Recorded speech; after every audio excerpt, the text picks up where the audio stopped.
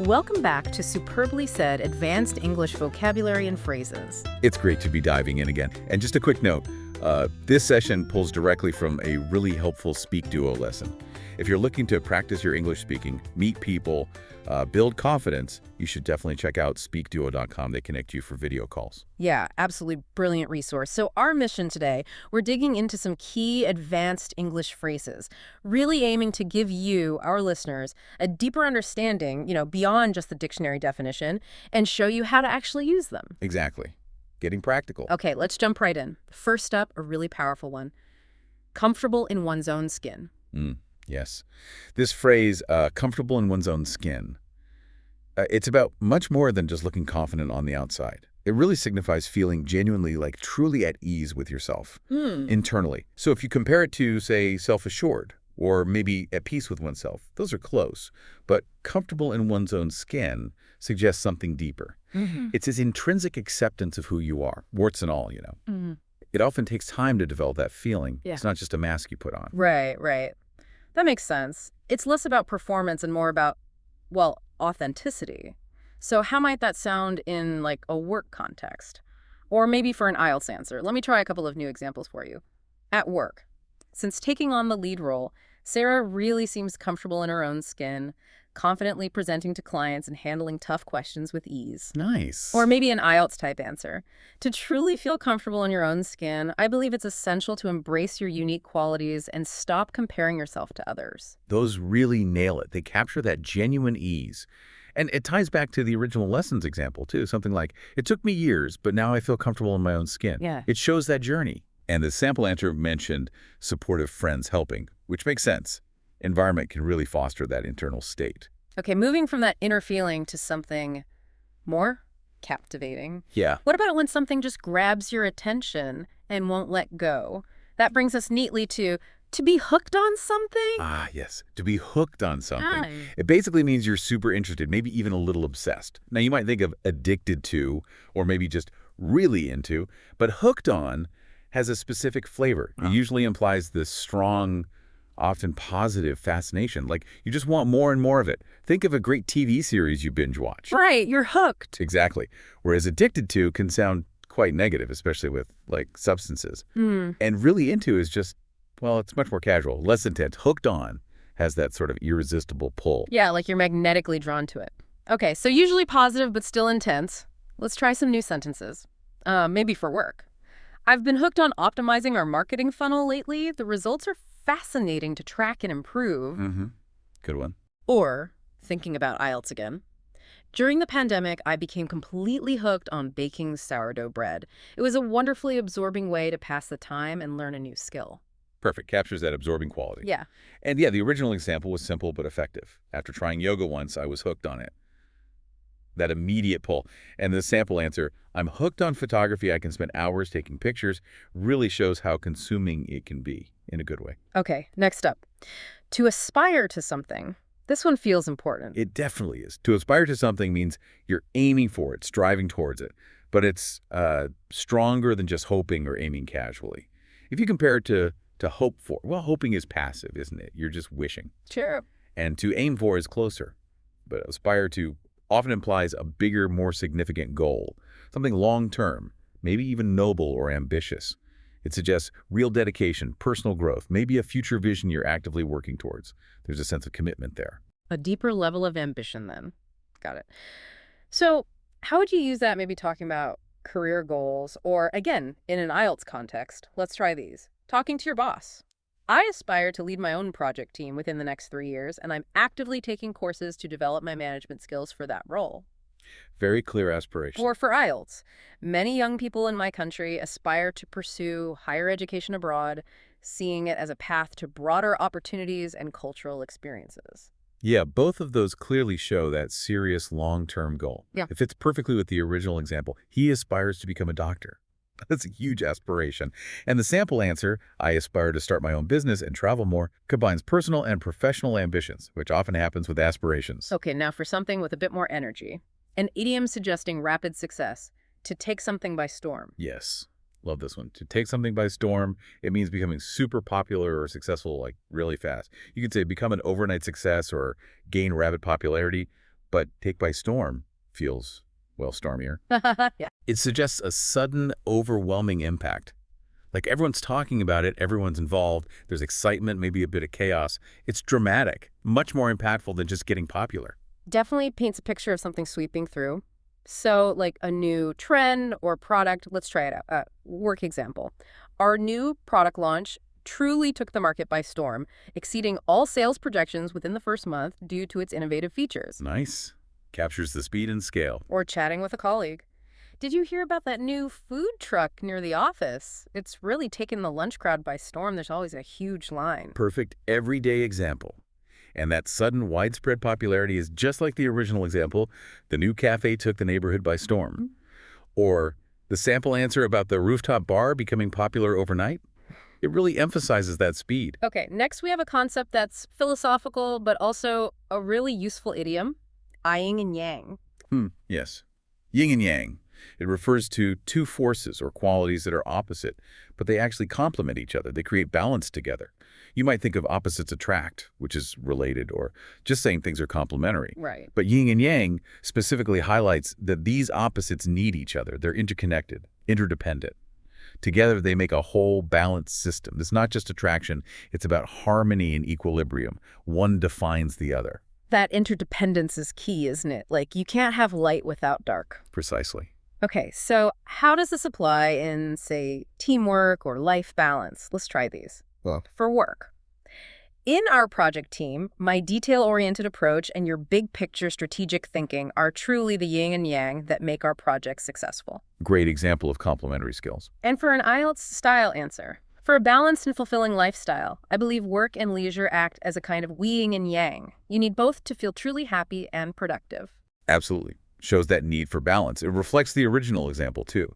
His calm personality is the ying to her energetic yang. Different traits creating harmony. Right. And the sample answer about the calm friend versus the spontaneous speaker, same dynamic. Moving on to something a bit more transactional.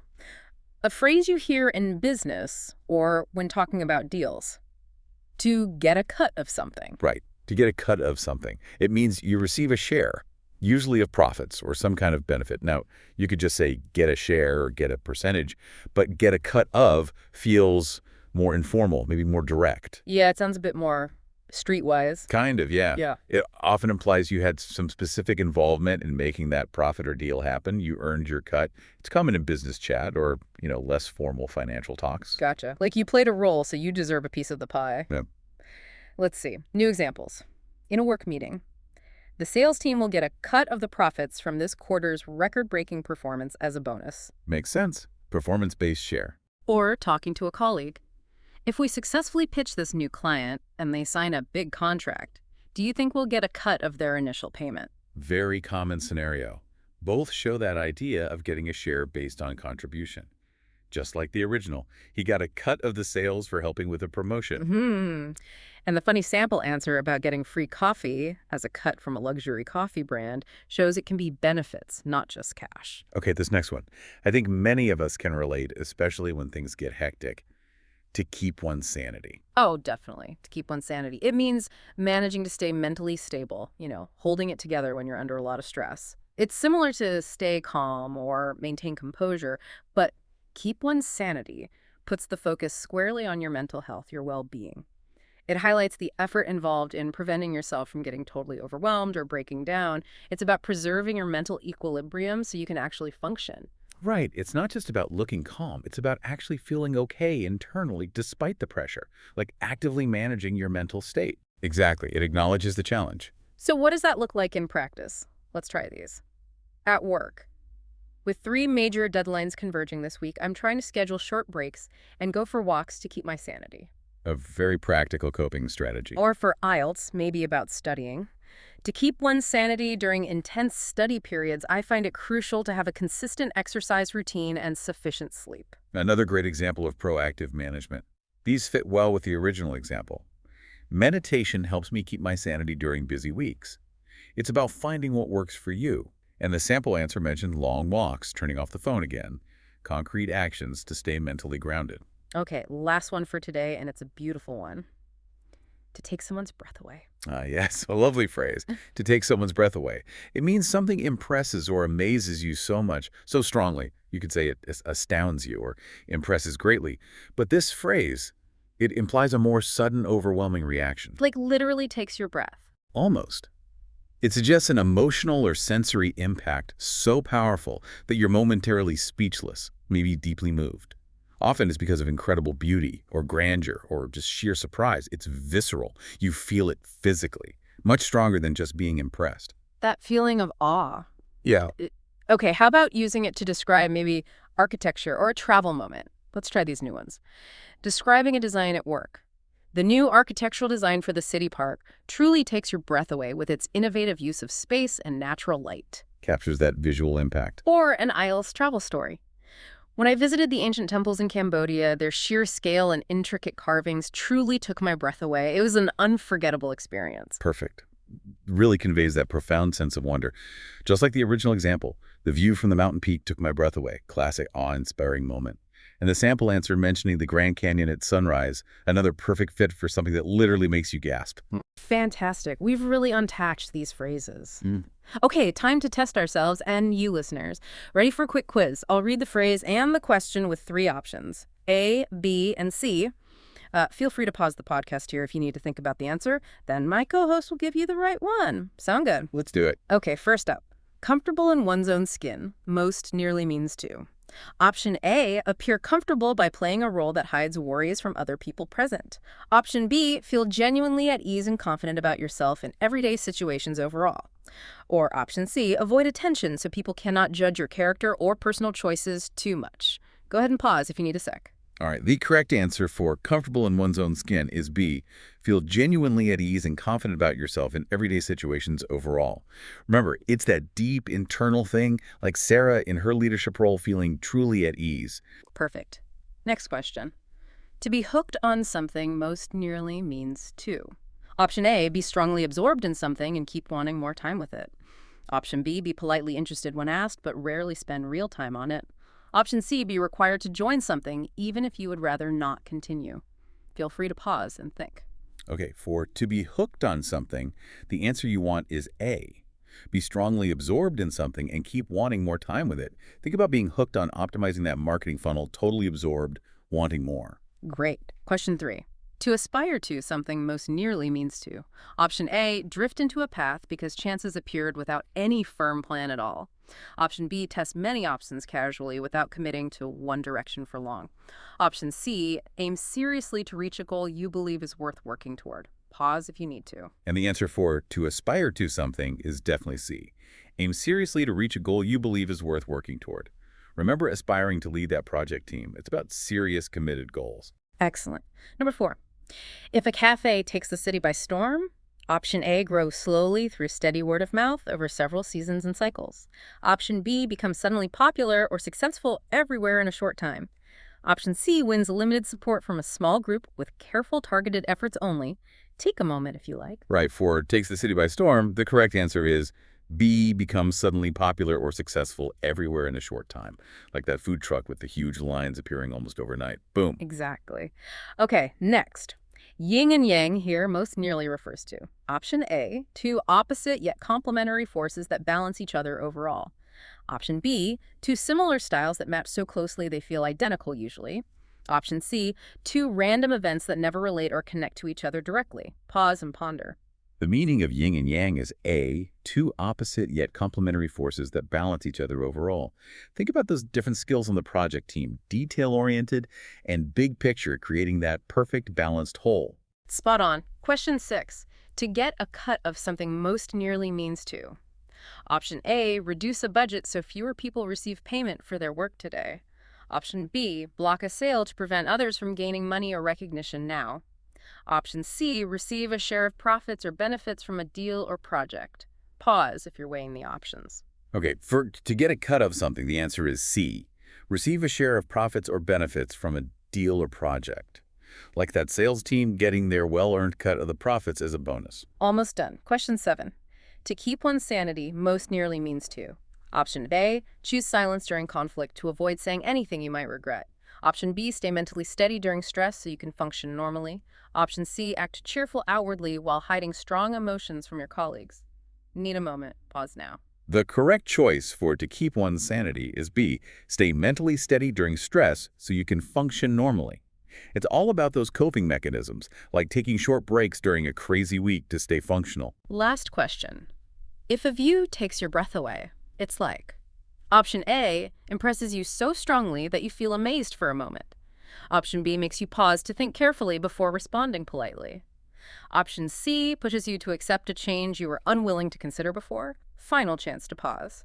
And finally, if a view takes your breath away, the answer is A impresses you so strongly that you feel amazed for a moment. Just like those ancient temples in Cambodia leaving you absolutely speechless with wonder. Fantastic. Well done, everyone. That was a really good run-through of these advanced phrases, understanding them, really getting the nuances. It just adds so much sophistication to your English, doesn't it? It really does. It elevates your communication. And, the absolute best way to make these phrases stick is to use them. Practice. Which brings us back to SpeakDuo. Remember, this deep dive came from one of their lessons. SpeakDuo.com is perfect for actually using this language on video calls with other learners. You can join unlimited sessions, and if you upgrade to SpeakDuo Premium, you even get AI feedback. The basic plan is just $10 a month, Pro is $18, and there's a really good deal, 30% off if you go for a 6-month plan. That's amazing value for building real speaking confidence. And listeners, definitely check out English teacher Claire. She's on Instagram, TikTok, YouTube, loads more great content there.